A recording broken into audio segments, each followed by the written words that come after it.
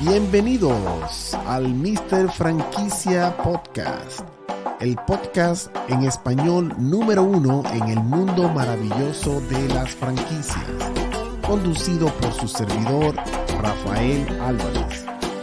Estamos en vivo desde el piso 85 del One World Trade Center desde la ciudad de Nueva York. Así que prepárese, que el programa va a comenzar.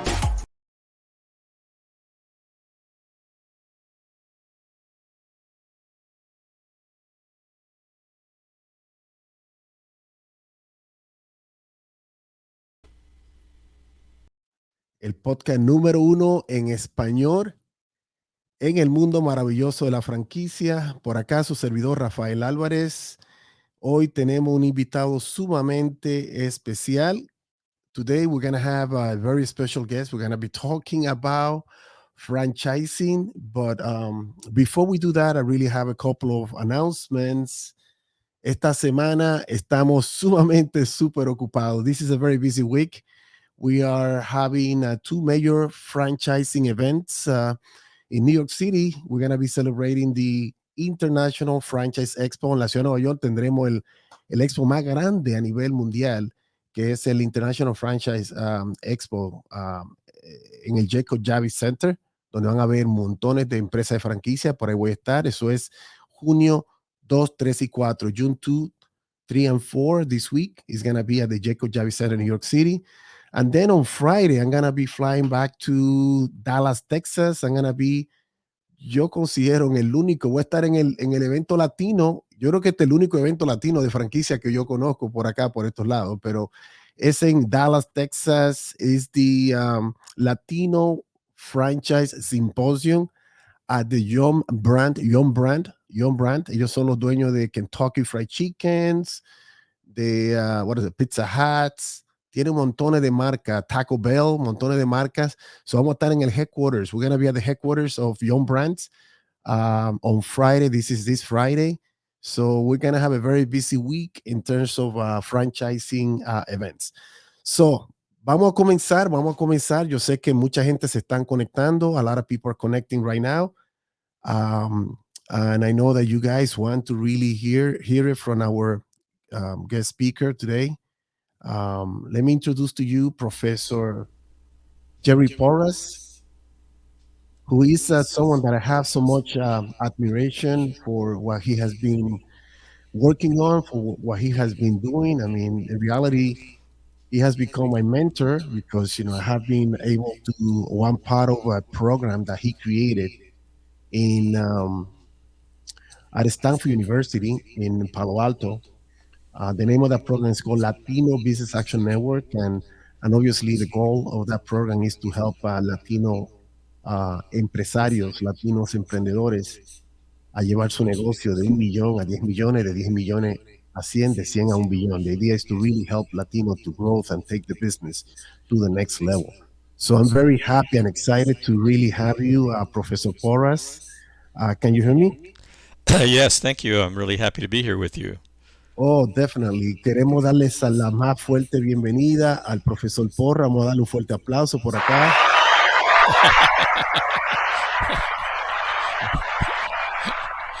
Millions and millions of people. That's right. Millions and millions of people are really listening, watching to you, watching this podcast. So the idea is that we're going to be talking a lot about who is Professor Jerry Porras, because the Professor Jerry Porras that I know, obviously, is someone that not only I have a lot of admiration for you, Professor Porras, but what you have done for a lot of entrepreneurs, a lot of Latino business owners is something very amazing. So we're going to be talking about your history, your background, where you come from, what you are doing and creating and helping Latino businesses at Stanford University program. And also, we're going to be talking about Latinos in franchising. I know that it is also part of, it is connected or related to what you may mention. So why don't we start going back to el Profesor Porra, alguien que, where were you born, Professor Porra? I know that you are the Mexican background, right? Yes. I was born in El Paso, Texas. Oh, El Paso. back in, it seems like almost a century ago, but it's been a long, long time. I grew up there. I was born in the barrio Okay. in El Paso. Interesting part of my life there is that when I was, from the time I was born until the time I was 6 years old, Spanish was my primary language. Oh, really? Although I spoke English very well, and as a result of that, I was really truly bilingual. Then when I got to school at the age of 6, I was prohibited from speaking Spanish on the school grounds. Interesting. If we were caught speaking Spanish, we were expelled. So basically, I stopped speaking Spanish most of the time from then on until I spent a year in Argentina, where I tried to learn Argentine, Yeah, they have a which very was an different way to talk Spanish. I love the accent de Argentina. Me fascina el acento argentino. Bueno, el profesor dice que él nació en El Paso, Texas, y habló mayormente español sus primeros años y después lo forzaron a hablar inglés solamente. Yeah, so as a result, my preference is to is to do this in English, and you can translate, because my vocabulary when I talk about, today and tomorrow, and the sun is shining and things like that, it's fine. But when I try to talk about sophisticated business terms, my vocabulary escapes my capacity. So So, I hope it's lo vamos a hacer en inglés, en español, este programa, para que todo el mundo entienda. Él prefiere hablarlo en inglés, lo cual yo lo entiendo. Pero nada, la idea es que el mensaje realmente llegue. So Professor Porras was born in El in El Paso, Paso. Texas, Yes. en el barrio. So how was your upbringing? I mean, upbringing. So how many siblings? How big is your family in El Paso? Well, I was the third in my family, and my family wound up being 4 children. I have 2 older Cuatro. sisters and a younger brother. My sisters are 1 year old and 2 year older than I am, and my brother is about 4 years younger. When we were 6 years old and I started school, we moved out of the barrio and we moved to the edge of what was the Anglo or the Gringo The gringo community, area, yeah. and I so hear that's part of the reason that I was prohibited from speaking Spanish on the school grounds. But anyway, I went to school there. I went to high school there. you. And when I graduated from high school, I went to UTEP, which was University of Texas at El Paso, and I majored in electrical engineering. El profesor, básicamente, él se crió en el barrio ahí en Paso, Texas. Tiene una familia, son 4 hermanos, 2 hembras, y tiene un hermano mayor, 4 años más mayor que él. Y realmente él se crió en el barrio hasta que se mudaron fuera del barrio, el área más prominente donde vivían los blanquitos y los ricos y la gente que está más cómodo, right? Sí. Pero fuiste entonces a la universidad de, which school you went to? The University of Texas at El Paso. Okay, and you're majoring in engineering. Yeah, I was an electrical engineer, and while I was going to college, I also was in ROTC, which is a military training during school, because at the time that I was about to graduate, there was a draft. This was like right before the Vietnam War, Okay. and so there was a draft, and I felt that if I had to go into the military, I would rather go in as an officer than as a private. So él por poco lo mandan a la guerra de Vietnam ahí. Estaban reclutando a la gente y él trató ahí, por poquito lo manda. So you never went to war. No, in fact, I was in the military. Yes, I was an officer for 3 years, Oh, qué bien. and I specialized in bomb disposal. Wow. So it was an intriguing That's thing kind for of dangerous, right? Yes, it was. And to be perfectly honest, the reason I got involved in that is because at that time the Army was desperately trying to keep its officers in the military and not let them just serve their minimum 2 years and then leave. So they offered a program in which if I chose the training that I wanted and the location that I wanted to be stationed at, and if they gave it to me, then I would sign up for an extra year, so it would be a total of 3 years. So I chose to do that, and bomb disposal was my choice, primarily because it paid an extra $110 a month. Okay, so el profesor básicamente estuvo en el Army, tuvo un tiempo, varios años ahí en el Army, y él tuvo una posición un poquitito arriesgada, que era la de desarmar o botar That's, las armas, las bombas, that's lo bombas, sí. cual suena un poco peligroso, pero él aprovechó esa oportunidad porque había que hacer lo que había que hacer para echar para adelante. So you were there for a few years, and then Yeah, I so was there after for that, yeah, I was there for 3 years, and I was stationed in San Francisco. When I got out, I went to work for Lockheed Missiles and Space, which is located here in Sunnyvale. It was an aerospace firm, and I worked as an engineer there oh, for a year. And then I left there and went to work for General Electric in a training program that I started out in Dallas, Texas, and then from there was shifted to Phoenix, Arizona, where I was working on software on so you have to move computers. to Phoenix. Yes, and I was working on computer process computer control systems that GE had developed at that time. Wow. So, básicamente, él, después del Army, lo que terminó ahí en San Francisco y estuvo trabajando para una empresa sumamente inmensa, muy, muy grande, muy popular, Lockheed. What is the name? Lockheed Smith, right? Lockheed Missiles and Missile Space. and Space. Yeah, very, very, very big company. So, estuvo ahí, después de ahí tuvo que mudarse a Arizona, comenzó a trabajar en una compañía que tenía que ver con computadoras y cosas así. Está bueno. So, after that, so by then you already married, you have children, or? I got married right when I left uh, when I left Dallas to move to Austin. I mean to Phoenix, Arizona. I Phoenix. got married at that time, and that was in 1964. Wow. So it was a long time ago, and I got married, and I worked there. I was in Phoenix for about a year, and my wife got pregnant, and we had a son. Wow. And about the time that my son was going to be born, I decided that as an engineer, I didn't know enough about how businesses operated. So I knew very little about accounting and marketing and finance, and I could see that the people who were having the greatest fun and the most success in the company were managers. And I wanted to be a manager. And as an engineer, you could become a manager, but it was much more limited. I wanted to be a broader manager. So I decided to get an MBA. Go ahead. No, so después que se mudó de Dallas, se fue de nuevo a Phoenix, right?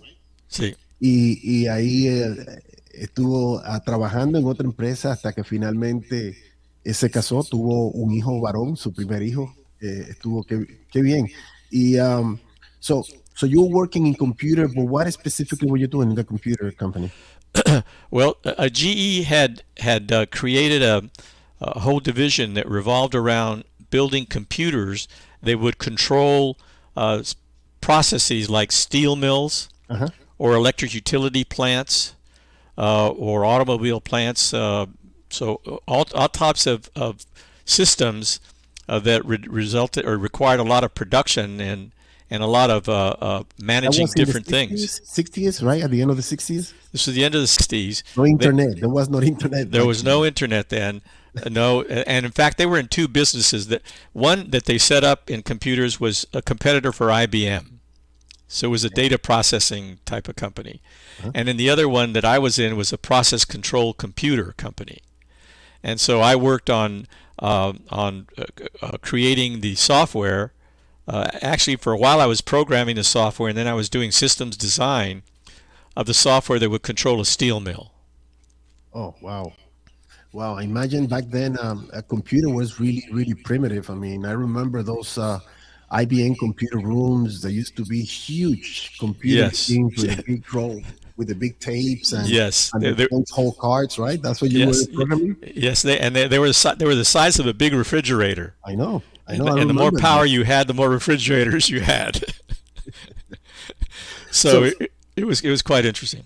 so you were in Arizona at that time. I mean, was so you already have a family. And when did you decided to move back to California? Well, no, that there were a lot of stops along the way before I Oh, a came lot of back. stuff. Okay. So what I did was I decided I wanted an MBA, and I wound up going to Cornell University in New York State for an Oh, MBA. So I lived there for a couple of years, here, and yeah, right in the city. Yeah, y- Cornell is in. no, Oh, that's Cornell Medical upstate. School. Yeah. Cornell is in Ithaca. Yeah, Ithaca. Yeah, by Cortland. Yeah, it's a sort of upper central New York, Yeah, south of Syracuse. Syracuse. Yeah, yeah. I know the area very well. Wow, interesting. So, how long were you here in New York? 2 years. So I was in Ithaca there for 2 years, and then while I was getting my MBA, uh, I got very interested in organizational behavior and managing people. My entire engineering career up at that time, especially my education, had all been in mathematics and physics and engineering and science, and I'd never really taken any courses in human behavior, like psychology or sociology. So I took, as part of the required courses at Cornell, I took an organizational behavior course, and I really got enamored with the idea of learning how to manage people and what motivates people and what motivates managers and what are good managers like, and so the whole human side of a company. So, so technically, after you finish, I mean, you end up. Do you ever work in New York City at all? You No, never. I never wound up working in New York. Um, it was just that time in Ithaca, and then from there, so when I decided on a PhD, I wound up going to UCLA in Los Angeles. So that Wow, was my California, returning to California, because I'd been in California for 2 years as a military officer in in San San Francisco. Francisco. Yeah. So, and then 1 year in Lockheed. So I returned to UCLA, and there I focused on how you go about changing an organization when you really need to change the behavior of people in the company. What do you need to do, and how do you need to do that effectively? So you have a PhD In in, on it's called a PhD in management, management. with a specialization in organizational behavior and also a minor in social psychology. So after I finished that PhD, well, during my PhD program, that was my Argentine experience, Oh, okay. because I was 2 years at UCLA, and then I wanted to do a dissertation. And I happened to have a very close friend that I met at Cornell who wound up going to Argentina and working for a company called Techint, which was a holding company and held various companies. And one of the companies they held was a seamless steel tube manufacturing company. And my friend, in the years that I had been on a PhD program, had become the CFO of that company. And so he actually, is a funny story. My wife picked him up at the airport in Los Angeles one day because he was coming to Los Angeles to recruit MBAs Mhm. for his company. And she said to him, "Why don't you arrange it for Jerry to come down to Argentina and do his dissertation?" So your wife sent you to Argentina, My technically. wife, and so he said, "Hey, that's a great idea." So an organizational change project that I helped consult on, and then I researched it and studied what was the impact of the change activities that we were doing. So we lived in Argentina for a year. My wife and my son at that time he was like 4 years old. So we were there for a year, and then we returned back to UCLA for a year, and then from UCLA I came here to Stanford in 1972, and I've been here at Stanford ever since. Wow, in 1972. Vamos a darle un pequeño resumen de lo que el profesor acaba de decir. Interesantísimo de la manera como él estuvo moviéndose y buscando la manera de cómo seguir educándose. Hizo un doctorado en el pueblo, en Utica, en Upstate New York, y de ahí regresó a California a trabajar, y también duró un año viviendo en Argentina, lo cual es sumamente interesante. Did your Spanish got better in Argentina, or Well, I'm like more I said, confused I because learned Argentine Spanish. yeah, Yes, it got much better, and if you had been talking to me right after I came back from Argentina, we'd be doing this in in Spanish. Spanish, okay. But it's been quite a while. I got back in 1970, so it's been quite a while since I've had to deal with that level of Spanish. So, So when you but started when you started working at Stanford University, what was your first position, as a professor or yes, yes. Remember, I got an MBA at Cornell a Cornell? Yeah. and a PhD at UCLA. Wow. And so when I came to Stanford, I was an assistant professor. when I arrived. In And the there was not that many Latino, I'm assuming, back then. I was the very first Latino to ever be hired at Stanford Business School. Serious? Wow. The first Latino The hired first Latino, at Stanford University yeah, back in 1972. in 1972. And unfortunately, when I became an emeritus professor in the year 2001, the Okay. Stanford Business School went from one U.S. Latino to zero, and it's been zero ever since. Wow. Wow. Wow. Wow. So what you're saying is that there is no Latino, there is not a Latino professor in Stanford University Yeah, in the business school. in the business school. There are Latinos in the university, but not in the business school. There are people from Latin America on our faculty, Uh-huh. but not U.S. Latinos. So tell me something. How I mean, your involvement at Stanford. I mean, a lot of people talk very highly about you. Everybody knows, your reputation. I mean, I know that you has been fighting very hard and for a long time, always, trying to do better things for the Latino community. I mean, are you really involved in your community with Latino? I mean, I know that as a Mexican American, in a way, it is a lot. I mean, to be the first, to be the only and the first Latino, that put their foot as a professor that put their foot at Stanford University, it is a big responsibility. Yeah, it was. Clearly, when I first arrived, um, I was part of a cohort of four other Latino faculty members that had been hired at the university at the same time. One of them was in linguistics, one of them was in education, two of them were in education. So they were in different parts of the university, but there were five of us that arrived at the same time. And we joined a group of three Latinos that had already been here. One of those was in engineering, and one was in anthropology, and one was in English, in the English department. So there were eight of us when we first arrived. Wow. And at that time, the number of students being admitted to Stanford University at the undergraduate level was pretty small. And so we as a group got together and began doing everything that we could to really push the enrollment, the admissions of Latinos at the undergraduate level, and also to push for the hiring of more Latino faculty, because we know that Latino faculty would be like magnets for Latino students, who if they saw Latinos on the faculty would be more inclined to say, hey, I can go there. I can go there. I can make it. Here's another Latino's teaching there. I can make it too. So it's a very powerful draw. But we've been sort of pushing for it for all the time that I've been at Stanford. The numbers have grown in certain departments, like the engineering school has like 4 Latinos in it. The School of Education has about another 4. So different areas are growing in numbers, but we certainly do not have 18% of the Stanford faculty are not Latino, whereas 18% of the population is Latino. That number is not the same for our faculty. Very, very interesting. Very interesting. But I know that you have created a program that is really changing a lot of Latinos' life, not only for themselves, also as a business owners, but also for their family and their employees.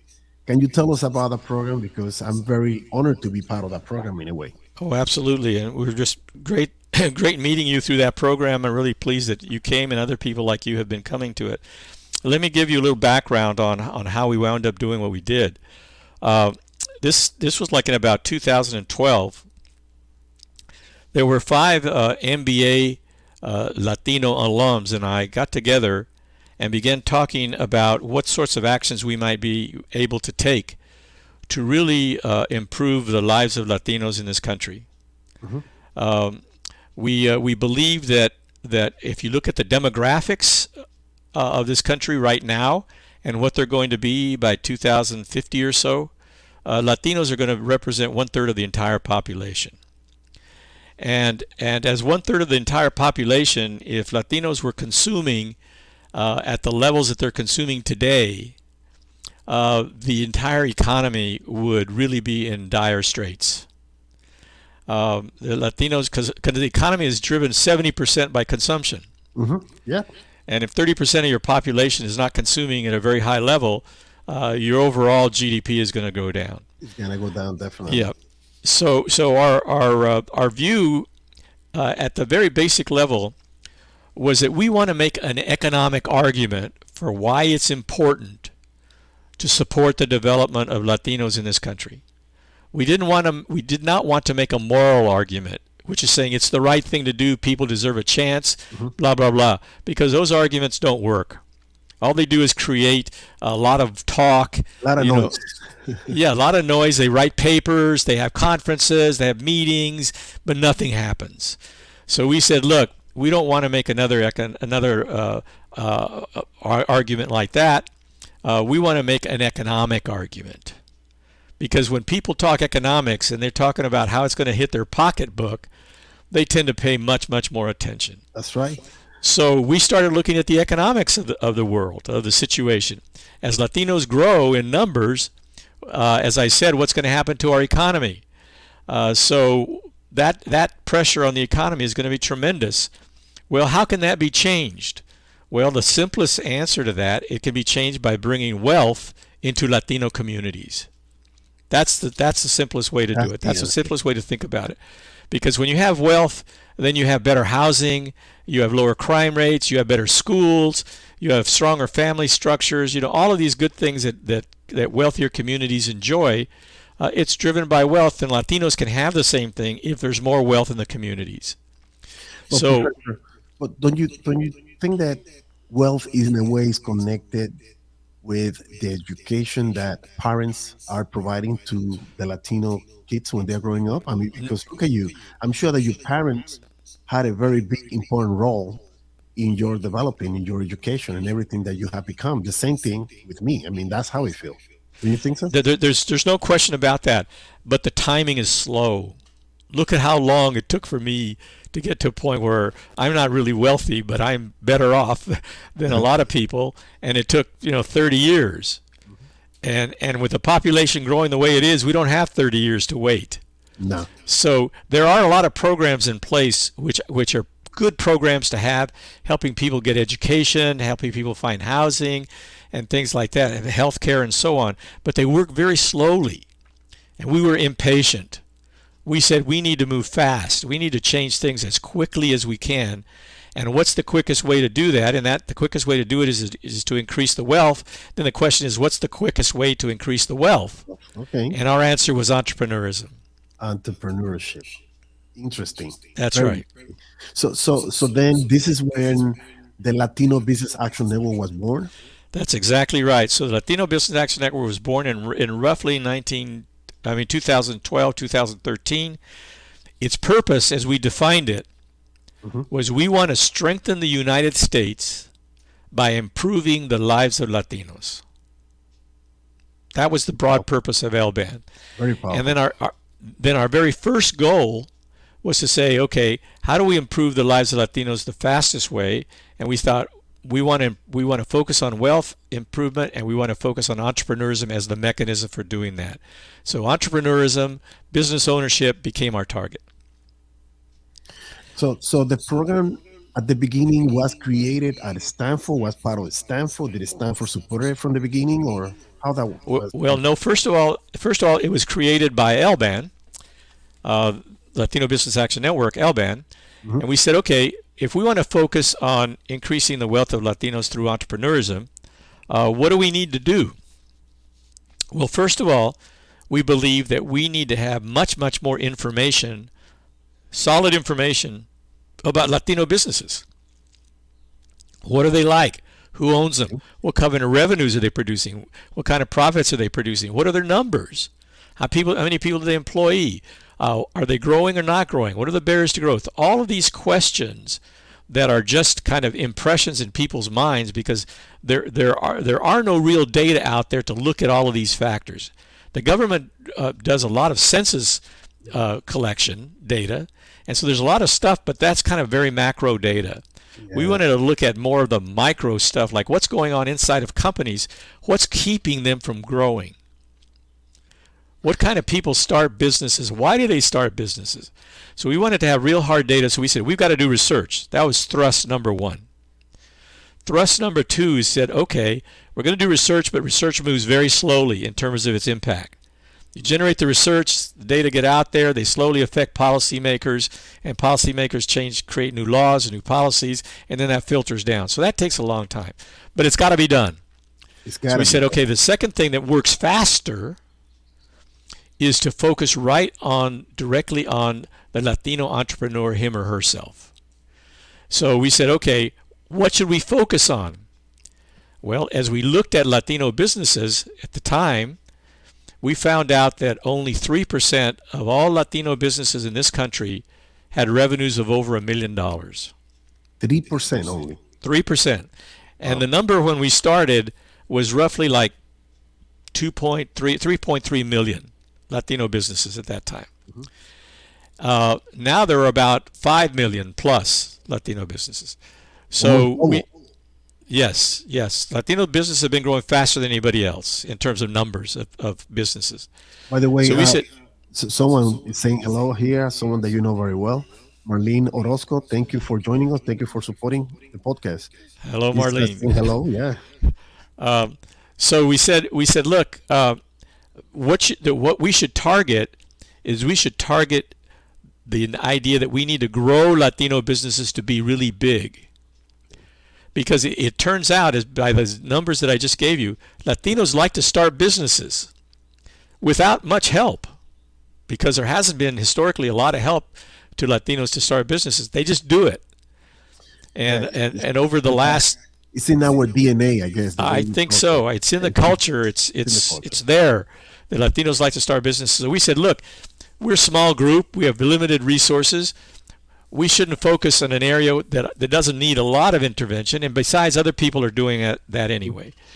So what should we focus on? Well, when we saw this statistic of only 3% were over $1 million, we said that's what we need to focus on. We need to focus on really helping Latinos grow to be big. Big. Now, why do we want to focus on them to be big? As you said in the introduction, 100 million, 500 million, $1 billion. $1 billion, yeah. Why do we want to make them that big? Well, for varieties of reasons. The biggest reason is it's the big companies in this country that shape so much of our society. They shape the laws. They do a lot of lobbying, so they shape the laws. They do a lot to shape the culture of the country, because when people go to work, they learn a culture inside of the company, and that affects them outside. They affect the society in numerous ways. And so Latinos are not represented. They're not represented. They don't have a seat at the table of those billion-dollar companies. And so we want to have Latinos have a seat at that table. That's kind of the most important factor. The second factor is that if you've got bigger companies, they don't have to be billion-dollar, but if they're 100 million, 500 million, what they do is they provide role models for the smaller companies. The smaller companies say, hey, look, that man or that woman came from the same place I did. They had the same background I did, and they had a $100 million company. I can do it too. I can do that too, yeah. So that's a very important factor. Thirdly, we believe that if we are able to create a process where Latino businesses do business with other Latino businesses, as well as getting business for other Latino businesses, then they can help the smaller companies to grow and become bigger and become $100 million. So that became your mantra, right? Exactly. And so that was our mantra. So then the second factor that we created then was a program that focused on scaling. Correct. So what this program does is it admits companies that are at least $1 million in revenues. And we focused on those that are $1 million in revenues, or that they've raised $500,000 from professional sources if they're startups.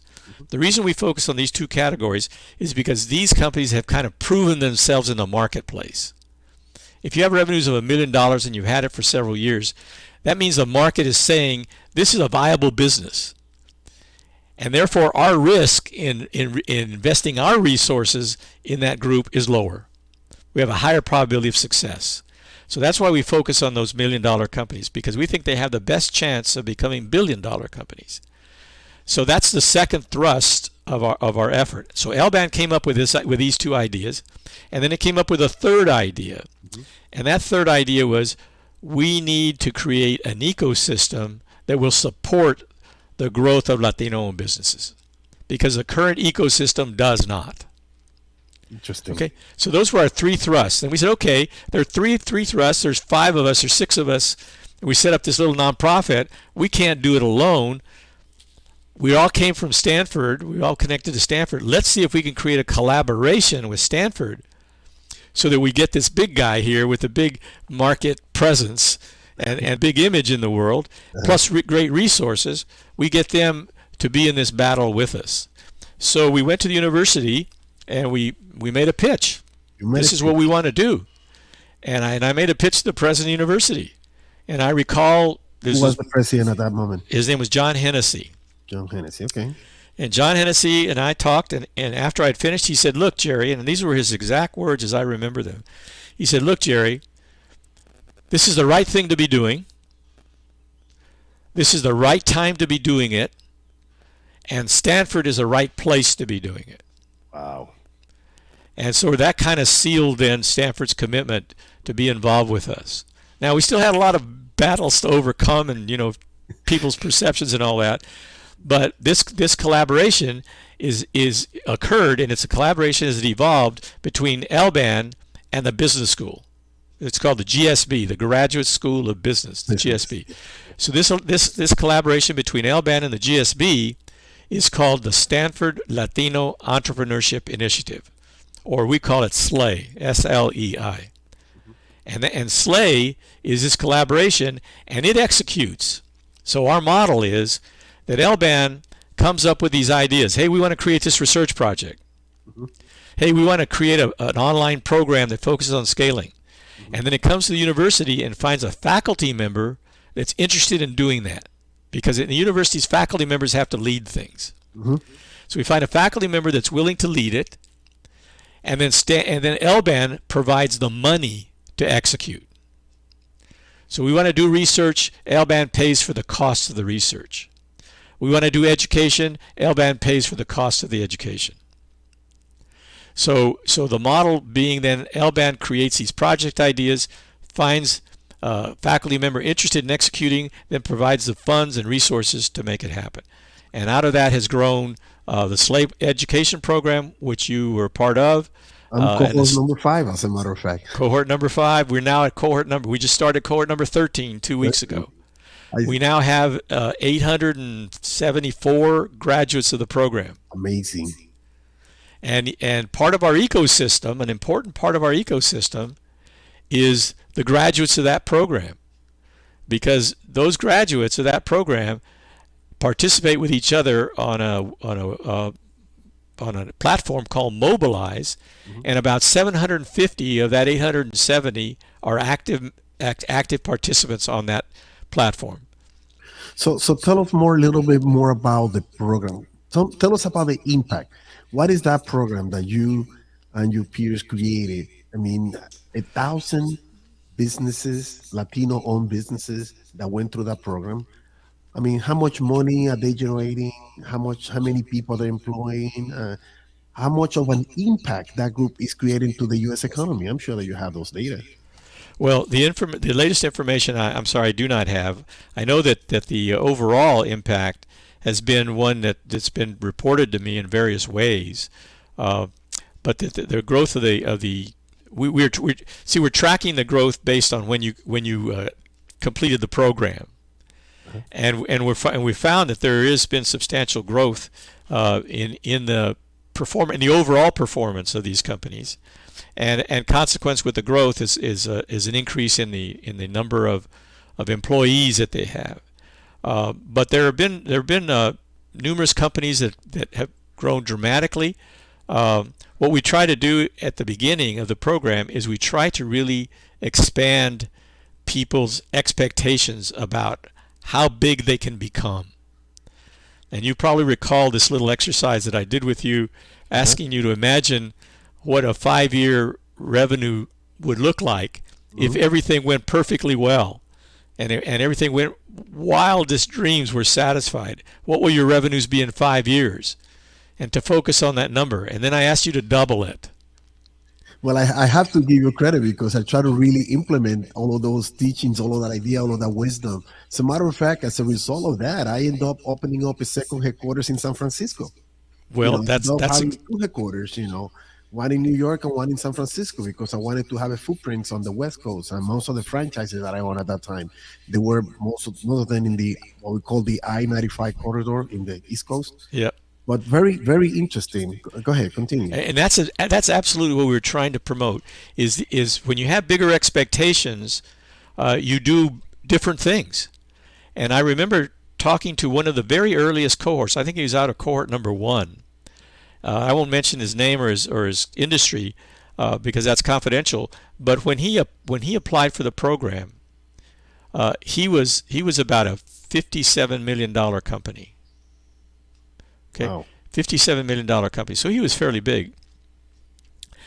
When we went through this little exercise, he reported to me that he imagined a future 5 years in which would be 125 million. Wow. That was his wildest dream.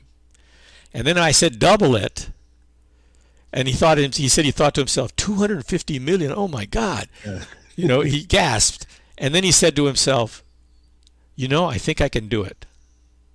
Okay? So he said, I think I can do it. So he went away, and I talked to him 2 years later. And I said, how you doing? And he said, I'm now at 120 million. My goodness. Wow, Professor.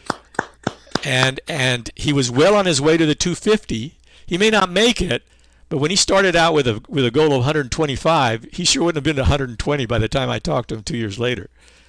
And he said, I started thinking about how can I grow to be that big, and he said, and I analyzed my business, and I was in partnership with an organization that was just getting in our way of growing. So I dissolved that partnership. So do you think that, the way you sound and the way I noticed that the way you're making all of us to think in terms of projection, it looks like we Latino think very small. And I noticed that from my franchising work that I have been doing. Every time I go to talk to Latino and I tell them about the potential that they can really take the business model, create a franchise, and the growth exponential is going to be tremendous. They can generate hundreds of millions of dollars. And many of them say, wow, no way, $100 million, that's too much money. No way, no way, no way. And you also have to realize that a lot of Latinos, they come with the mentality, that they come here. Many of them came temporarily to generate income and go back home. So in their mind is $2 or $3 million, they'll be more than satisfied to live comfortable in the country. But the reality is that the majority of us that migrated to this country, we stay here. We're not going to go nowhere. This is our home, right? That's right. So the idea now is to so what you're doing and your team is reprogramming Latino business owners' mind. Basically, having a different, mindset that allow them to really think bigger and grow big and doing business with each other and collaborating with each other. That's exactly right. And to do it by creating a process and a network where they don't feel alone. I've had numerous participants in the program come to me and say, I walked into that room and there were 75 other Latino business owners just like me. And I'd never done that before. And I'd always felt like I was alone. Mm-hmm. Or I had my family, but I didn't have other professional business leaders in the same boat that I'm in. I never had them as close collaborators and people that I could rely on and talk to and question and give support, and they would give me support.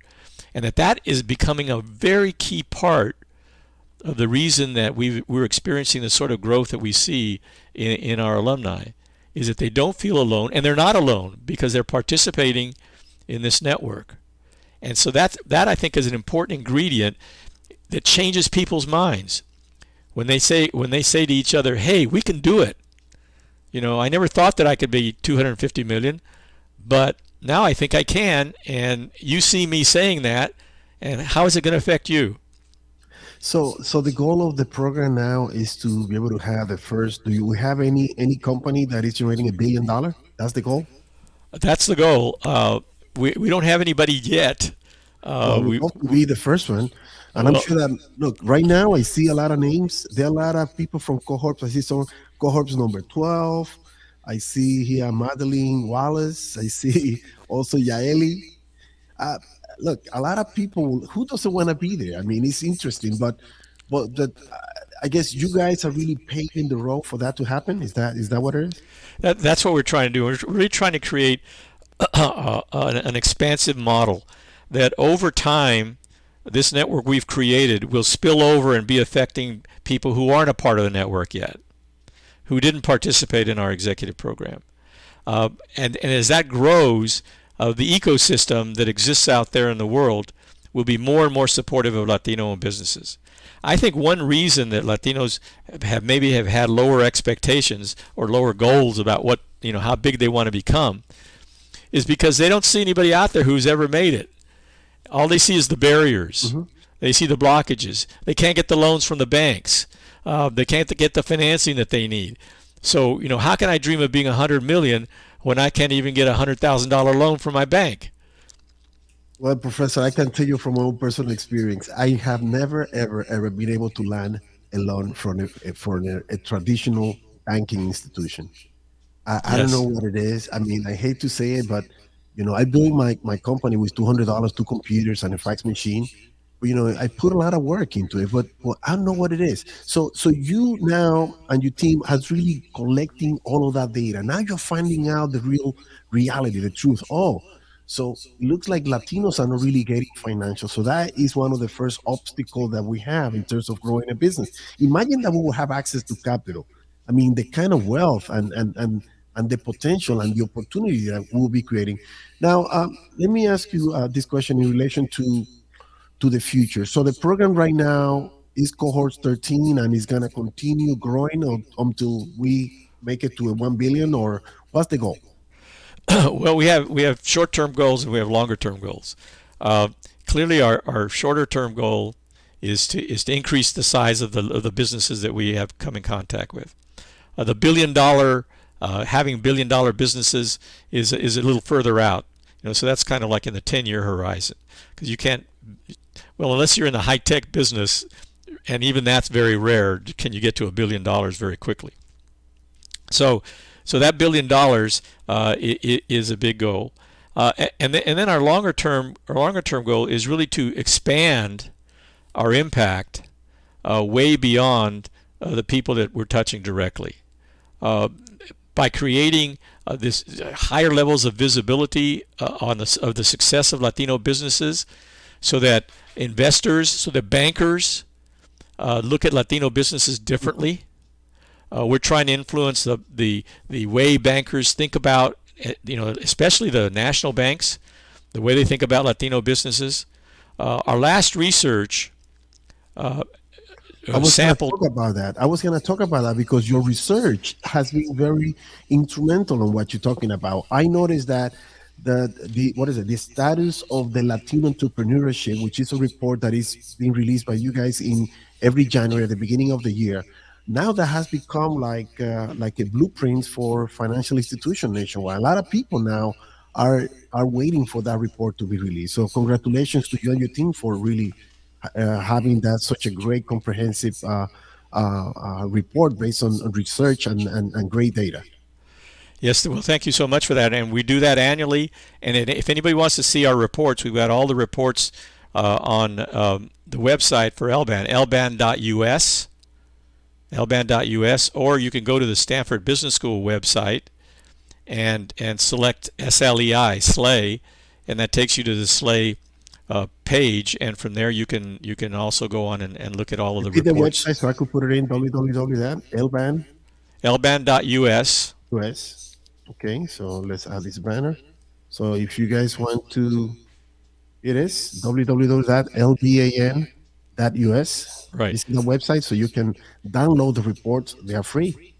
Yes, yes, and you can see the things we've studied. In the last report that came out in January, it was based on a sample of 7,500 Latino-owned businesses from across the country, and it compared the results of that group from 75 with 7,500 white-owned businesses. So we wanted to see, what's it like for, let's say, Latinos to get loans. Is it the same experience that the whites have in getting loans? And we found, for example, that the possibility of a Latino business getting a loan is 60% Wow. compared to the possibility of a white person getting that same loan. Before we wrap it up, Professor, I want to really touch at least basis on franchising. I know that you has been putting a lot of emphasis and focus on the Latino business in general. But franchising, it is a significant, very interesting business model that really can help and accelerate the growth of anyone that really utilize that business model. Yes. So I noticed that for some reason, Latino, what is it? They don't understand franchising.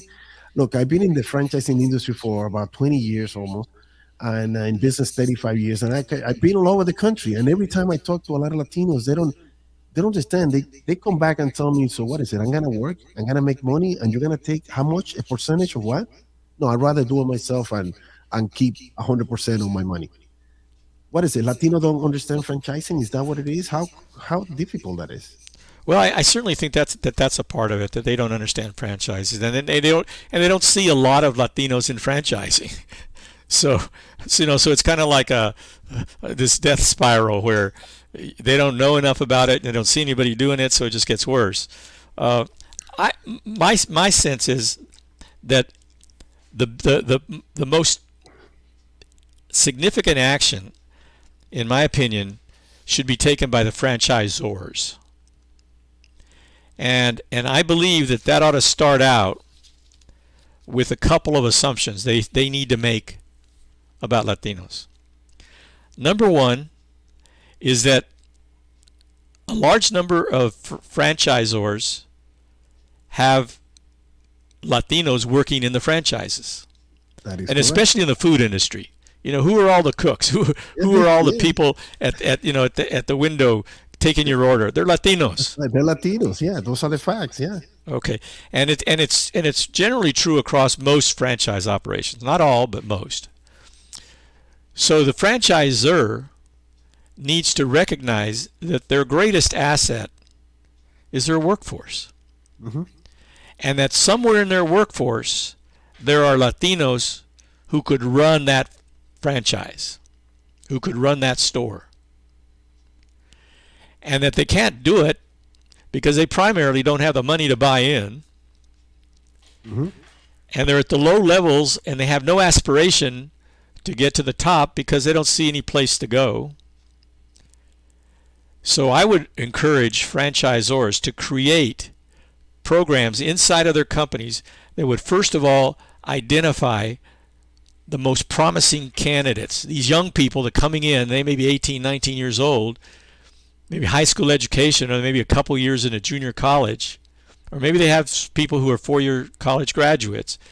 But identify the ones that are the most ambitious, that are the smartest, that are the hardest working, that are the most creative and innovative and willing to take risks type of people. And they're there. They just have to I, find them. I totally agree with you. They are there. Yeah, they are. But I don't know what it is with the culture. Look, I've been in the industry, as you already know. Out of 3,500 brands, Professor, part of the International Franchise Association, at one point, all I saw was like five, six, seven brand owners, Latino brand Yeah, owners, and I yeah, happen to be one of them. yeah, And I said, where are my people? yeah, Where is yeah, everybody else? How yeah, come if we have over 50 million, Latinos living in the United States? How come if we are so many, how come we are so little in the industry? I'm talking about brand owners because there are yeah, those are brand owners. I would say, based on the knowledge that I have, I can count them with my finger, the brand owners. yeah, You don't want to see that many. If I ask you, do you know anybody that you know that owns a franchise brand? You could ask anybody. I'm most likely going to say, yeah, not really. I don't know anybody. Oh, I yeah, know you. yeah, And the same thing with the franchisees. They're more of them getting involved in buying a franchise location is not the same as owning the brand. That's why I that's feel right. what I'm doing. in a way creating this disruption in the franchising industry, because in reality, I'm helping Latinos to become brand owners. Yeah. Brand Yeah. owners. That's the goal, right? Yeah, and I think that's true. But then let's look at the process through which you become a brand owner. Hmm. You start a business and you make it very successful, Hmm. and hopefully it's a sort of business that you can then franchise, right?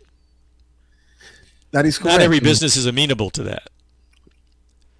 So yes, there. I mean, one could say, well, where do we start? Do we start with brand owners, or do we start with creating franchisee owners? Franchisees owners. And Yeah. I guess the answer is you start with both places. You don't do an either or. You try to attack both at once. I guess I don't have a lot to offer in the first category of how you become a brand owner. That's But my if, forte. yeah, but in terms of becoming a franchisee, I think that the franchisors, the owner of that brand, Hmm. can really tap into the talent that's in their company, identify it, nurture it, put them through really well designed programs to rise up to become managers of those franchises, and in that process generate the financial resources that will allow them to buy in and create a franchise that they own. Now that has to be a partnership, I think, between the franchisee and the franchisor, because the franchisor has the money and the resources, and they're the ones that set the prices. And they have to consciously, I think, make an investment in the people in their company to raise them up to the point where they can afford to buy a franchise. But so it's a collaborative effort, and I don't know the actual numbers that would have to be cranked out, Hmm. but that process in which the franchisor really is committed to creating franchisee owners of their different franchises. I think that's a way that you get more and more people owning at least, like, whatever franchise brand you want. The most common ones are McDonald's or something. No, We there had are a a lot. McDonald's person in our cohorts back in the early days. I think we've had a couple, but we haven't had many. There is a Latino, I mean, that owns like about 1,000 franchise location. I think he's big in KFC, Kentucky Fried Chicken, Uh-huh. and there are a few Latinos that are getting there in terms of owning franchises. Professor, I think that we're running out of time. I know that we passed the time, but I mean, I could talk to you for hours and hours and hours. Why don't you tell us before we conclude the next cohorts? I mean, can you get a plug for? Tell us about the next program and how can people apply for the LBAN? You bet, you bet. Our next cohort, which would be cohort 14, starts in early October. I don't have the precise dates, but once again, www.lban.us. You'll get the precise dates. It runs for 6 weeks. It starts out with 2 days at Stanford, which are very, very valuable days. 6 weeks online, and then 1 day at Stanford at the end. It's a powerful, powerful program. We admit 75 to 80 Latino businesses. You have to have revenues of at least $1 million a year, and maybe have raised $500,000 from professional sources. This cohort in the fall is going to be, I think, terrific. Each year, each cohort gets stronger and stronger. The revenues go up. This last cohort has now joint revenues of like $1.5 billion. Wow. So each cohort is getting stronger and stronger in terms of their revenues. So when you come, you're exposed to people at all levels and all sizes and all industries. And more importantly, and the most important thing I think that comes out of this, in addition to the knowledge that you get, is the connection to other Latinos who are in business together with you and who wind up being committed to trying to help you be successful as you help them be successful.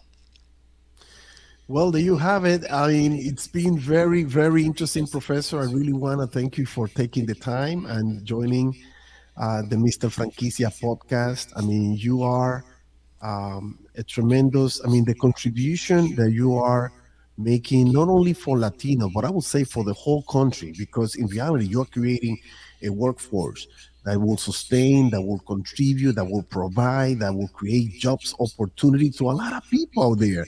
I mean, it's amazing. It's amazing what you and your team have really built or are creating. and keep growing and growing and growing. And I'm very lucky and very humble and very happy to be part of your program. And let's continue promoting, and I mean, your mission now has become my mission to continue pushing and helping, and even referring a lot of successful business owners that I know to be part of this particular, program. It is a great program, and I'm sure that a lot of other universities are gonna try to copy and imitate and steal this golden, eggs for you, right? And try to duplicate the same program. But Well, I you know, appreciate being invited very much, Rafael, and I admire your work and the work you're doing. And I want to end by saying, do business with each other and get business for each other. that is correct. All right, Professor. So thank you, thank you, thank you very much. Until next time. So let's keep in touch. All right, let's do this.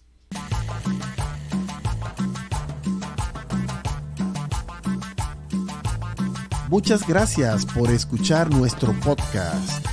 Esperamos que la información haya sido de su agrado.